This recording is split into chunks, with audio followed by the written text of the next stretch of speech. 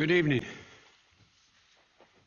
Before I turn to today's meetings, I want to say a short word about our ongoing fight against COVID-19 at home. We've made enormous progress in the United States. Much of the country is returning to normal, and our economic growth is leading the world, and the number of cases and deaths are dropping dramatically. But there's still too many lives being lost. We're still averaging the last 7 days loss of 370 deaths per day. 370 deaths, that's significantly lower than at the peak of this crisis, but it's still a real tragedy. We're approaching a sad milestone, almost 600,000 lost lives because of COVID-19 in America. My heart goes out to all those who've lost a loved one. I know that black hole that seems to consume you, that fills up your chest when you lose someone that's close to you that you adored. That's why I continue to say to America, if you've not been vaccinated, get vaccinated. Get vaccinated as soon as possible. We have plenty vaccinations. Plenty of sites. We have more work to do to beat this virus. And now's not the time to let our guard down. So please get vaccinated as soon as possible. We've had enough pain. Enough pain. Folks, I know it's after 9:30 Brussels time, 9:30 p.m., and I'm still at NATO. You're all excited about that, I know. But I've had a chance to meet with several leaders recently, and I've had calls with others. It's been an incredibly productive day here. I just finished meeting with President Erdogan of Turkey. We had a positive and productive meeting, much of it one-on-one. We had detailed discussions about how to proceed on a number of issues. Our two countries have big agendas. Our teams are going to continue our discussions, and I'm confident we'll make real progress with Turkey and the United States. But now I want to thank Secretary General Stoltenberg for leading a very successful NATO summit today. I had the honor of leading off the discussion today among the 30 nations. And I pointed out that we're facing a once-in-a-century global health crisis. At the same time, the democratic values that undergird our alliance are under increasing pressure, both internally and externally. Russia and China are both seeking to drive a wedge in our transatlantic solidarity. We're seeing an increase in malicious cyber activity. But our alliance is a strong foundation on which our collective security and our shared prosperity can continue to be built. And I made a point to make clear that the U.S. commitment to Article 5 of the NATO Treaty is rock solid and unshakable. It's a sacred commitment. NATO stands together. That's how we've met every other threat in the past. It's our greatest strength as we meet our challenges of the future, and there are many. And everyone in that room today understood the shared appreciation, quite frankly, that America is back. We talked about Russia's aggressive acts that pose a threat to NATO and our collective security. That's why I met with the Bucharest Nine, the Eastern Flank allies, in advance of this summit. And today I also met with the leaders of the three Baltic states, Estonia, Latvia, and Lithuania. I shared with our allies that what I'll convey to President Putin, that I'm not looking for conflict with Russia, but that we will respond if Russia continues its harmful activities. And we will not fail to defend the transatlantic alliance or stand up for democratic values. As allies, we also affirmed our continued support for the sovereignty and territorial integrity of Ukraine. We agreed to keep consulting closely on nuclear deterrence, arms control, and strategic stability. And there was a strong consensus in the room among the leaders in that meeting on Afghanistan. Our troops are coming home, but we agreed that our diplomatic, economic, and humanitarian commitment to the Afghan people and our support for the Afghan National Defense and Security Forces will endure. And I welcomed our allies and partners to recognize that counterterrorism efforts must continue to ensure that Afghanistan never again becomes a safe haven for attacks on our countries, even as we take on terrorist networks in the Middle East and Africa. And I'm deeply gratified that as an alliance, we adopted a far-reaching plan to make sure NATO can meet the challenges that we face today and in the future, not yesterday. The NATO 2030 agenda, and that we agreed to fully resource that agenda. The last time NATO put together a strategic plan was back in 2010, when Russia was considered a partner and China wasn't even mentioned. We talked about the long-term systemic challenges that China's activities pose to our collective security today. We agreed to do more to enhance the resilience of our critical infrastructures around the world, including trusted telecommunications providers, supply chains, and energy networks. We agreed to enhance our cooperation with our democratic partners in the Indo-Pacific to meet challenges that exist there. We also endorsed a new cyber defense policy, NATO's first in the past 7 years, to improve the collective ability to defend against counter threats from state and non-state actors against our networks and our critical infrastructure. And we adopted a climate security action plan, which several years ago people thought we never would do, for reducing emissions from NATO installations and adapting to the security risks of climate change while keeping us sharp, very, very sharp on our ability to deter and defend against threats. And finally, we agreed that among the most important shared missions is renewing and strengthening the resilience of our democracies.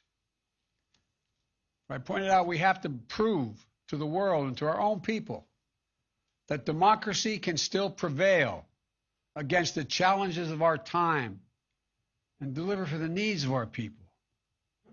We have to root out corruption that siphons off our strength, guard against those who would stoke hatred and division for political gain as phony populism, invest in strengthening the institutions that underpin and safeguard our cherished democratic values, as well as protecting the free press and independent judiciaries. All of those are on the agenda. That's how we'll prove that democracy and that our alliance can still prevail against the challenges of our time and deliver for the needs of our people. This is going to be looked at 25 years from now as whether or not we stepped up to the challenge, because there's a lot of autocracies that are counting on them being able to move more rapidly and successfully in an ever complicated world than democracies can. We all concluded we're going to prove them wrong. And now I'm happy to take some questions. Cecilia Vega of ABC. Thank you so much, sir. Good evening. You mentioned your sit down with Vladimir Putin and Russian aggression that came up in your conversations today. I'd like to ask you two questions, if I may, on that front. Is it your sense walking into this meeting that Americans back home shouldn't expect much in terms of an outcome? Could you provide some specifics on what a successful meeting would look like to you? Are there going to be specific concessions you want Putin to make? And then I'll just give you my follow-up right now. You've met Vladimir Putin before. what have you learned about him that informs how you approach this sit down with him? And what's your mindset walking into a meeting with a former KGB agent who you've said has no soul? I'll tell you all that when it's over. Look, I've been doing this a long time. The last thing anyone would do is negotiate in front of the world press as to how he's going to approach a critical meeting with another adversary and or someone who could be an adversary. It's the last thing I'm going to do. But I will tell you this.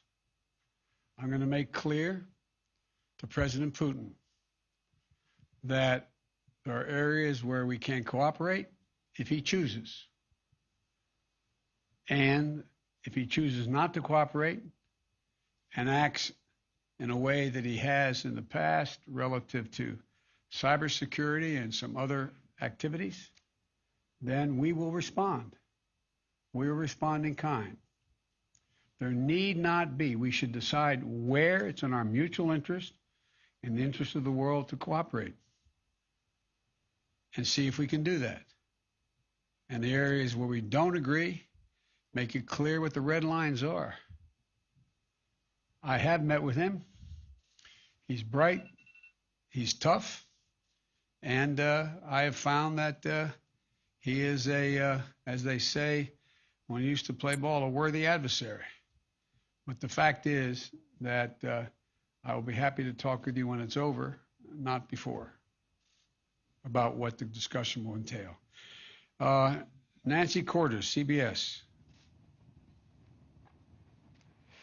Thank you, Mr. President. I also have two questions about Vladimir Putin. The first is, have any of the world leaders you've met with this week expressed concern that by meeting with President Putin this early in your presidency, that it'll look like you're rewarding him? What's your second question? The second question is what it will mean for the U.S.-Russia relationship if Alexei Navalny were to die or be killed in prison. Every world leader here as a member of NATO that spoke today, and most of them mentioned it, thanked me for meeting with Putin now. Every single one that spoke. And I think there were probably about 10 or 12 that spoke to it, saying they were happy that I did that I was going to do that. And they thought it was thoroughly appropriate that I do. And I had discussions with them about, in the open, about what they thought was important from their perspective and what they thought was not important. And so the interesting thing is, I know, and I'm not being critical of the press, I really mean this, give my word, but generically you all thought, was Biden meeting him too soon? I haven't found a world leader who doesn't think it's not soon, it's just soon enough. Everyone that I've spoken to, privately and publicly, it doesn't mean there aren't some out there, but it's not likely that a head of state is going to stand up in front of 29 other heads of state and say, boy, I'm glad you're doing this, in effect. So there is a consensus. And they thanked me for being willing to talk with them about the meeting and what I intended to do. So I haven't found any reluctance. There may be someone, but not in open today or in the meetings I privately had as well. And Navalny's death would be another indication that Russia has little or no intention of abiding by basic fundamental human rights. It would be a tragedy. It would do nothing but hurt his relationships with the rest of the world, in my view, and with me. Jeff Zeleny, CNN.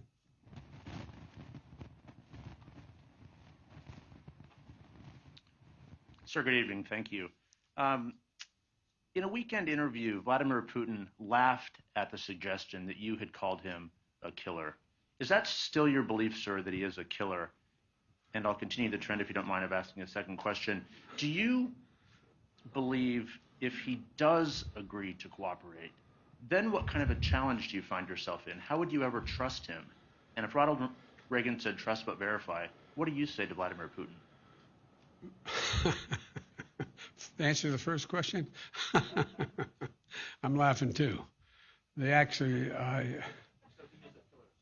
well, look, I mean, he has made clear that the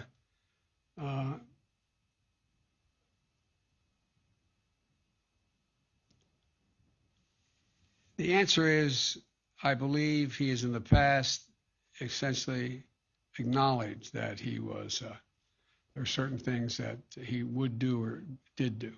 But look, when I was asked that question on air, I answered it honestly. But it's not much of a, I don't think it matters a whole lot in terms of this next meeting we're about to have. The second question was,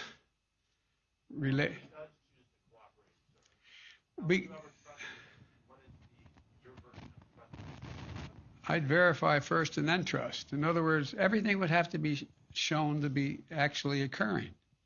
It's not about, trusting. It's about agreeing.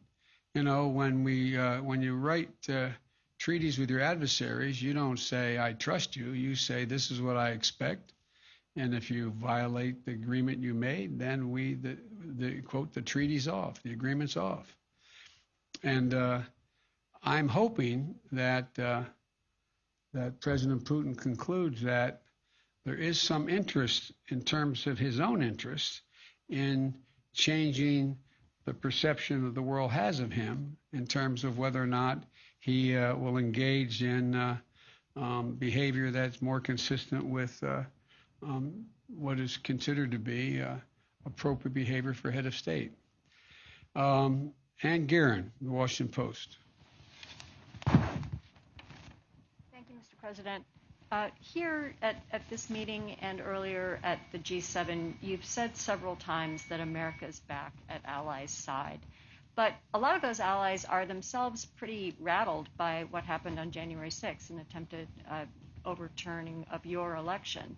And they may still be alarmed by the continued hold that Donald Trump has over the Republican Party and the rise of nationalist figures like him around the world. What do you say to those allies? What have you been saying to them at these meetings about how the next president of the United States can keep any promises you make? What I'm saying is to them is watch me. I mean, I'm not saying anything to them, quite frankly. I'm just going out. People, as I've said before, don't doubt that I mean what I say, and they believe that I keep my commitments when I say it. I'm not making any promises to anyone that I don't believe are overwhelmingly likely to be kept. I think that we're at a moment where, I mean, let me put it this way. You may have had a different view, but I think an awful lot of people thought that my showing up at the G7 would not produce any kind of enthusiasm about American leadership and about where America was.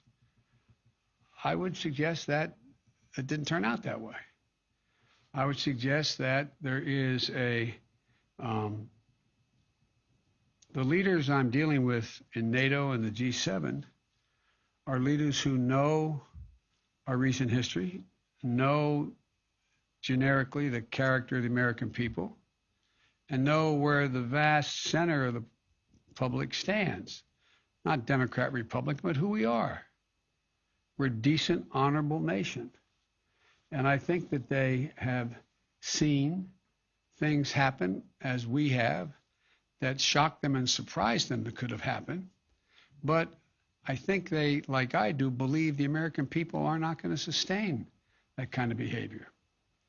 And so I don't want to get into these statistics because, that old phrase is Disraeli's, there's three kinds of lies, damn lies, and statistics. But I think it's appropriate to say that the Republican Party is vastly diminished in numbers. the leadership of the Republican Party is fractured, and the Trump wing of the party is the bulk of the party, but it makes up a significant minority of the American people. Now we'll see. We'll see. I believe that by us standing up and saying what we believe to be the case, not engaging in the overwhelming hyperbole that gets engaged in by so many today, that I guess that old expression, the proof of the pudding is in the eating. When I said I was going to deal with beating the virus, I was going to focus on that, and I was going to get millions of shots in people's arms. It wasn't me. I just knew the American people. I knew the kind of help I'd get from the Defense Department, from police departments, from the hospitals, from retired docs. I just knew. And look how rapidly we moved. Now we have a group of people who were everything from the political rejection of the notion of taking a vaccine to people who are simply afraid of a needle and everything in between. And we have a way to go. But I never doubted that we would be able to generate the kind of support we got and get so many millions of people step up and get vaccinated. So I think it is a shock and surprise that what's happened in terms of the consequence of President Trump's phony populism has happened. And it is disappointing that so many of my Republican colleagues in the Senate, who I know better, have been reluctant to take on, for example, an investigation because they're worried about being primaried. But at the end of the day, we've been through periods like this in American history before, where there has been this reluctance to take a chance on your reelection because of the nature of your party's politics at the moment. I think this is passing. I don't mean easily passing. That's why it's so important that I succeed in my agenda. The agenda, whether it's dealing with the vaccine, the economy, infrastructure, it's important that we demonstrate we can make progress and continue to make progress. And I think we're going to be able to do that. So, as I said, the proof will be in where it is, 6 months from now, where we are. But I think you're going to see that there's that God willing, we're going to be making progress, and there's going to be a coalescing of a lot of Republicans, particularly younger Republicans who are coming up in the party. And last question, Sebastian Smith of the AFP. Thank you, Mr. President. Ukraine wants a clear yes or no on getting into the NATO membership action plan. So what's your answer? And if I may, a second part to the same question. Well, now that Russia has invaded parts of Ukraine, does that effectively rule out Ukraine ever entering NATO, given that being in NATO would mean the US and NATO having to defend Ukrainians against Russia? Thank you. The second question is, the answer is no. The first question, it depends on whether they meet the criteria. The fact is they still have to clean up corruption. The fact is they have to meet other criteria to get into the action plan. And so it's, school's out on that question. It remains to be seen. In the meantime, we will do all that we can to put Ukraine in the position to be able to continue to resist Russian physical aggression. And it will not just depend on me whether or not we conclude that Ukraine can become part of NATO. It will depend on the alliance and how they vote. But I know for one thing, they have to convince, and it's not easy. I made a speech years ago to the Rada saying that Ukraine had an opportunity to do something that's never occurred in the history of Ukraine, actually generate a democratically elected and not corrupt, led by oligarchies in any of the regions, nation. And I pointed out to them when I made that speech that they will go down in history as the founding fathers of Ukraine if, in fact, they do that. They have more to do, but that does not justify the fact they have more to do. Russia taking aggressive action, either in the Donbass or on the sea, or in any part of Ukraine. And we're going to put Ukraine in a position to be able to maintain their physical security. Thank you all so very much.